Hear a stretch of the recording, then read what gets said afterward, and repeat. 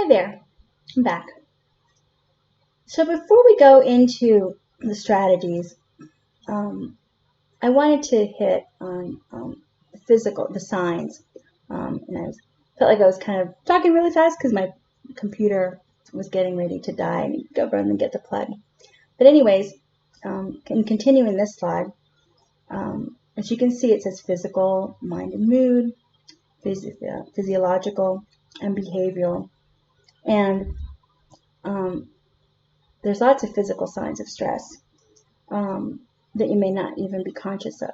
And we already talked about migraines and headaches, but even that feeling of fatigue and muscle aches, that's where it gets me. My neck, I'm constantly asking my husband for shoulder rubs, tense muscles, chest pain. Sometimes you may wonder, what that little twinge is about. Sleep difficulties.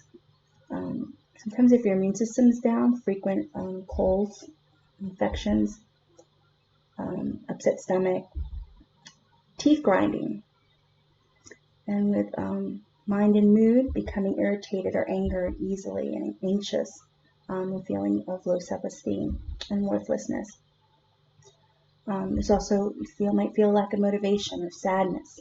That might be depression, or even just difficult relaxing, inability to focus. Also, being pessimistic all the time. And then there's stress hormones. Researchers at the University of Wisconsin actually found that mothers of children with autism had significantly lower levels of the stress hormone cortisol compared to mothers of children without disabilities. Repeated exposure to stress over time is known to cause diminished stress hormones. That shocked me. The same phenomenon of reduced cortisol levels is also found in soldiers in combat zones who become desensitized to danger.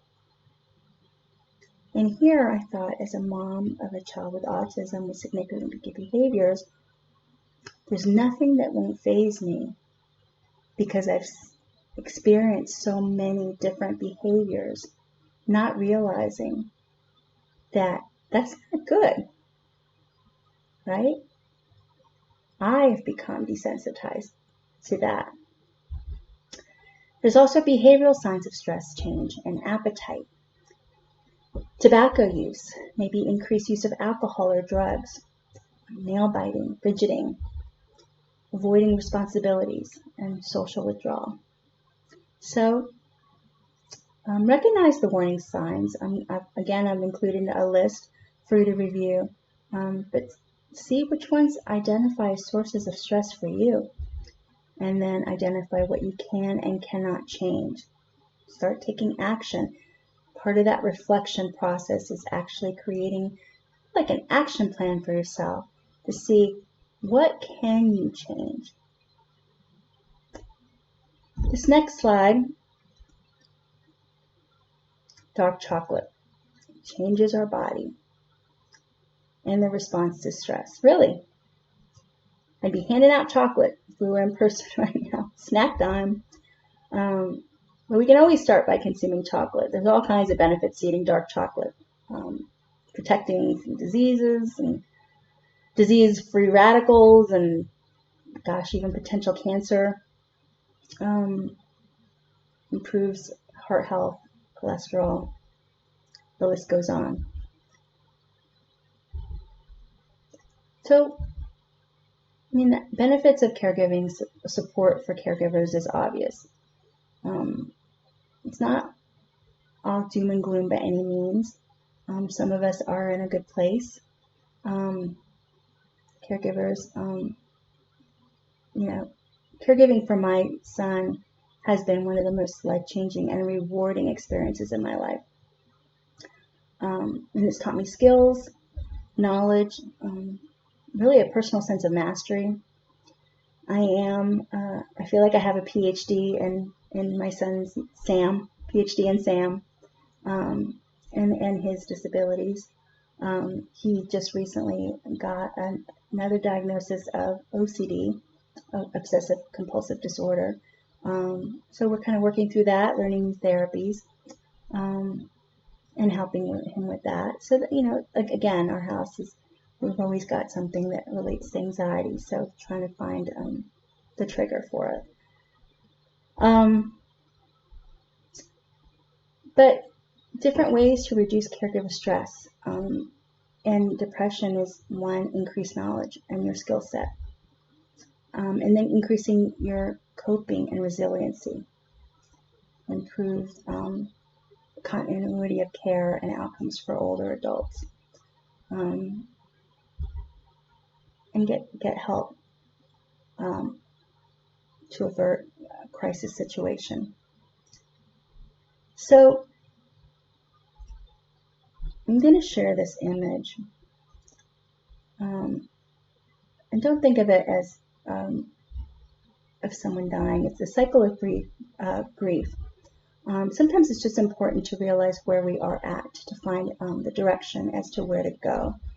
For parents of children with special needs, grief rarely happens in a predictable or linear fashion.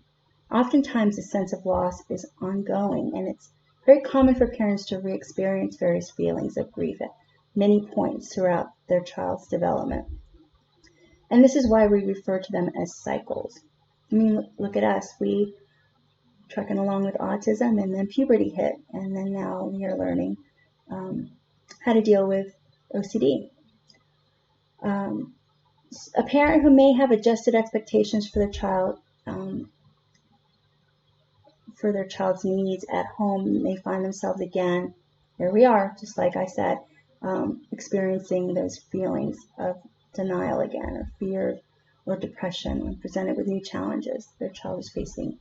And while these feelings are often difficult to sit with and even harder to talk about, it's important to remember that all of the feeling states associated with grief serve a purpose and help us to cope and manage and mobilize. And these feeling states of grief that we all experience, as you can see, hopefully it's big enough, is denial, anxiety, fear, guilt, depression, and anger. Every person's different, and grief is a unique individual process. There's no right or wrong way to experience grief. And there's also no set time limit on how much time we should spend in each section. People with disabilities often experience grief for years after. And some studies have shown we also experience grief when we lose a job, move to a new house, see a friend move away. The list goes on. So just to break it down a little, denial, often our first reaction. This is not real, just a nightmare is what we tell ourselves. Then anger, possibly at everyone and self.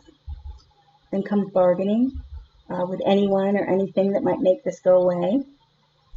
And depression, as everyone mourns. And then acceptance, and that's when you begin to face a new normal, and it moves you from crisis to advocacy. Acceptance helps us find meaning in the life we currently have.